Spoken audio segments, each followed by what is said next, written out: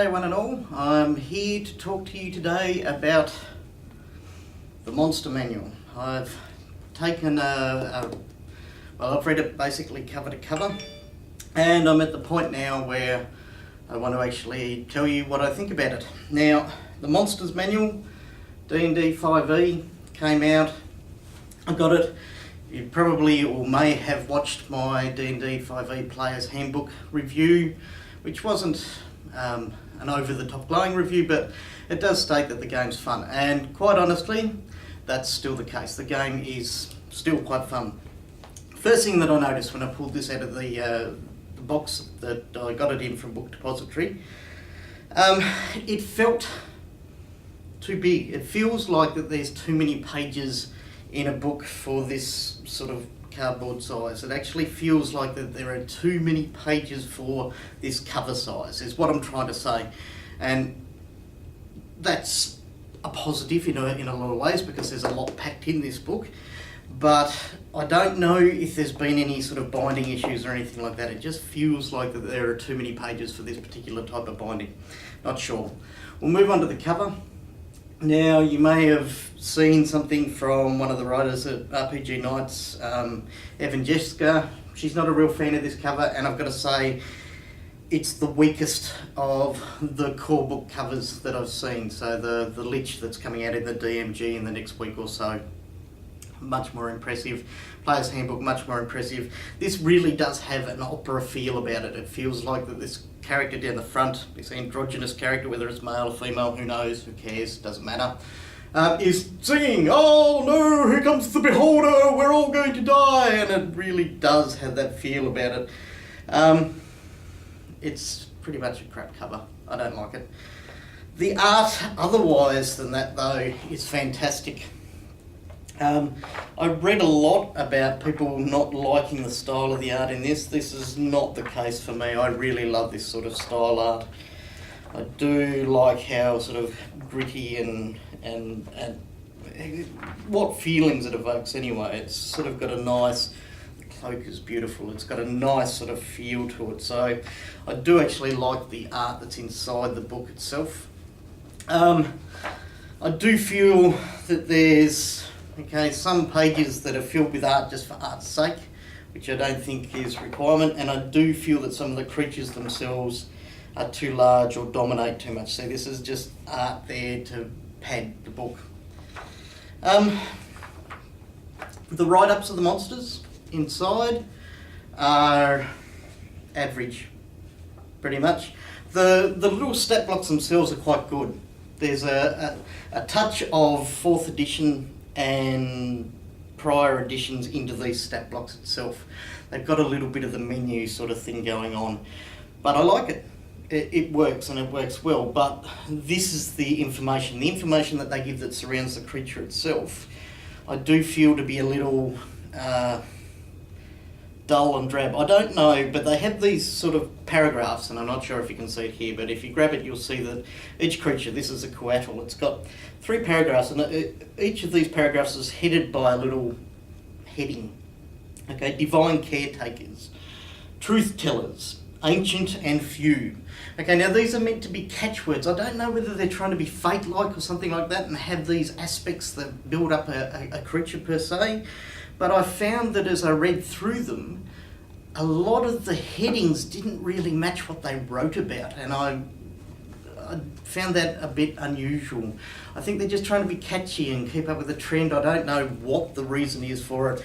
I do know that in a lot of cases I wanted more, but I'm a gamer who grew up or cut his teeth on 2nd edition AD&D, where they used to give, how the creatures mated, what they ate, where they lived, all this sort of stuff was there, and really depending on the creature, the amount of information you get, intellect devourer, okay? Massive block for the actual creature when you're running it, tiny block of information about where they come from and stuff like that, and there's other stuff like that.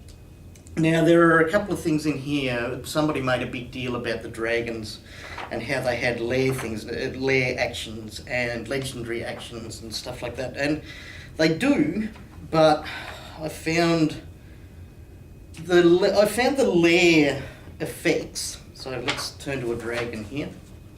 Can't do it upside down on purpose. So I think we're in the demon section, so that would be the devils, and here we go, here we have dragons. Okay, now the dragons themselves have effects on their lair and regional effects. Regional effects are really good. Okay, so once you come into a black dragon's lair, I think this is a black dragon's lair, you have land within 6 miles of the lair takes twice as long as normal to traverse since the plants grow thick and twisted and the swamps are thick with reeking mud. So it really gives you a nice feel about it. But it has lair actions, and I found these to be a bit gimmicky.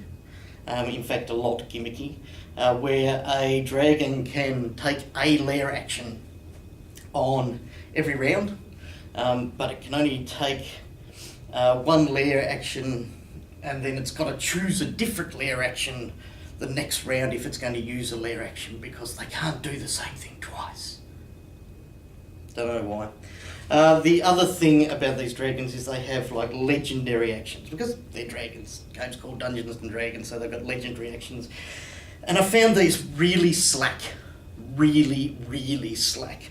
Why? Okay, a dragon has multi-attack, it can bite, it can claw, it can fight for frightful presence, it's got lightning breath recharge, okay, so you don't always lightning breath, but it has bite and claw. What are the legendary actions? They may take 3 legendary actions per round. They are detect, so they can detect who's in their lair, tail attack, and wing attack. So all of a sudden, after 5 editions of D&D, the dragon that could always make the bite and the claw and the tail and the wing attack, apparently the tail and the wing attack are now legendary actions. Why? Who knows? And they can take 3 actions around, which means they can always wing attack and tail attack. So how is that legendary? I'm sorry, it doesn't make sense to me. There are other things in it. It's nice to see. I can play with a beholder again. I love beholders. Players don't tend to like beholders though, so you always very rarely ever use them, but I like beholders, and there's displacer beasts and all sorts of wondrous things that I can play with when I'm in Pathfinder. But, you know, quite honestly, yeah. In play, in practice, these creatures have challenge ratings, okay, that are pretty much the same as challenge ratings in other games. So if you have a challenge rating of 1, then it's meant to be a standard challenge for a first level group of players, and that's all good. Apart from the fact that they're not. The challenge ratings are seriously out in this book.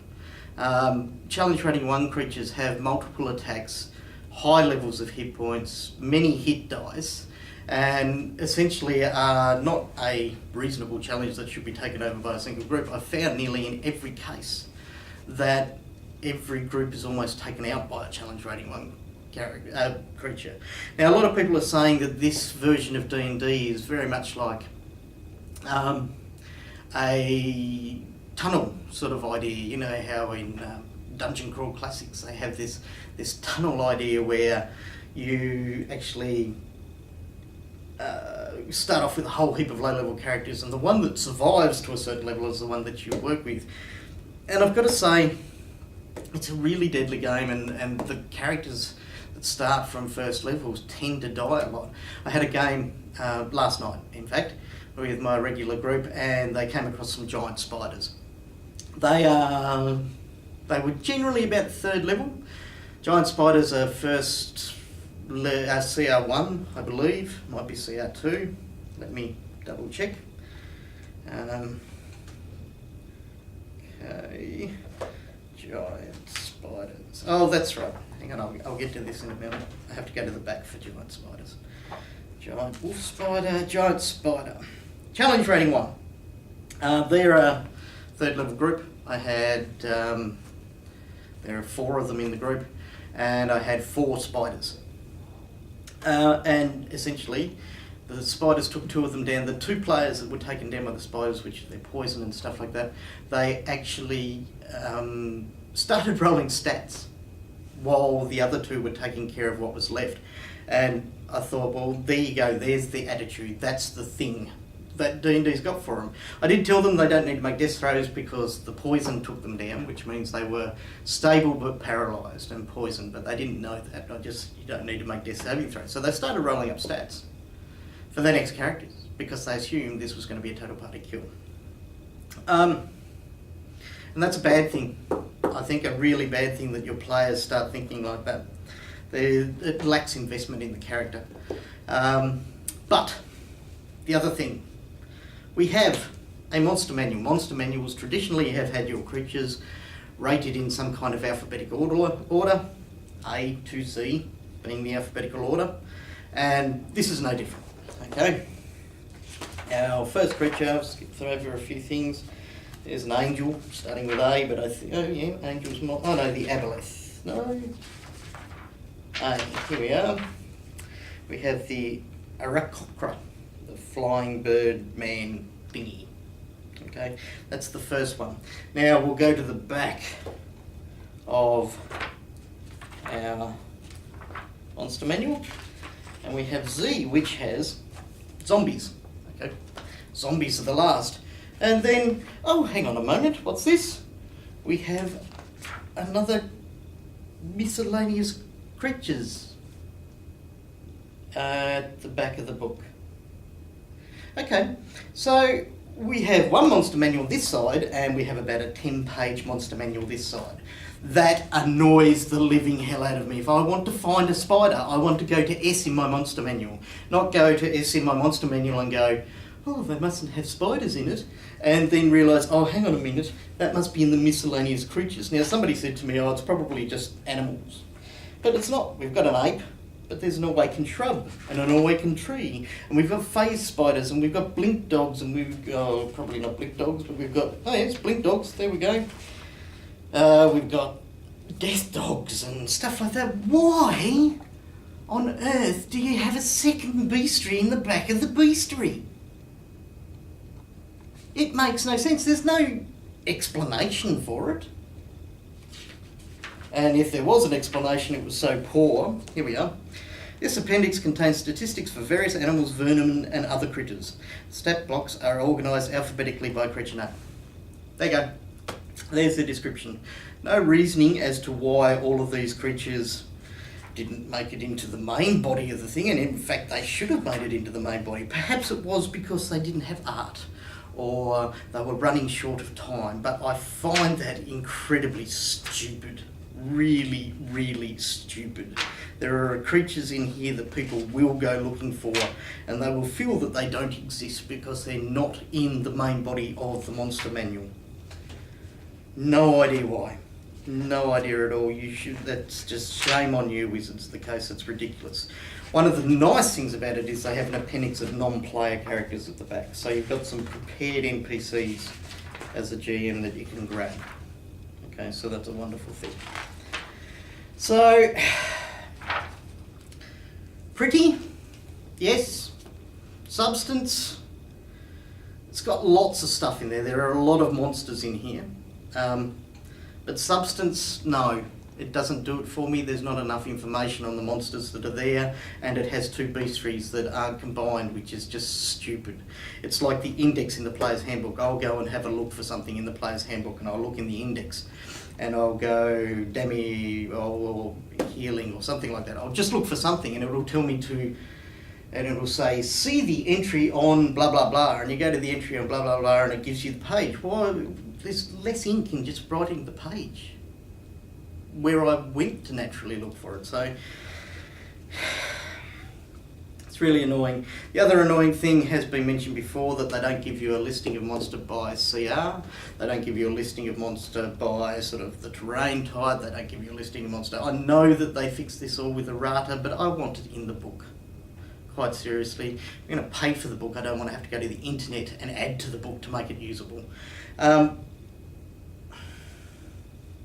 The CR rating is really annoying. I find it really difficult to build balanced adventures, and this is what you try to do with games like D&D, although in the one that I'm currently saying, I'm saying to the players, don't trust that the adventure you go on is going to be filled with creatures of your level. You're going to have to investigate and find out that from the people around you. So overall, not terribly happy with Monster Manual. Lots of critters, yes, but a lot of them are very samey, and there's just not enough information to use them properly, and things like legendary actions just are stupid. D&D, I'm really not a fan, if you haven't guessed. I'm still playing it. It's fun while I play. Last night was a great game. We had a great time. We moved through, and I think it's because we actually get to move through. But it's also because I'm focusing on characterising my NPCs and stuff like that, because the system really irritates me. But there you go. It's the system I'm stuck with my in-person group at the moment. Maybe we'll go back to Pathfinder, maybe we won't. If we don't, I'll learn to live with it. I pre-ordered the Dungeon Master's Guide this morning, so we'll see how we go. Thanks for listening. I know I'm probably going to cop a lot of flack about this, but I really just didn't like this book. And hopefully some of you like to hear a different point of view. Thanks very much for watching. Keep reading rpgnights.com. Thanks.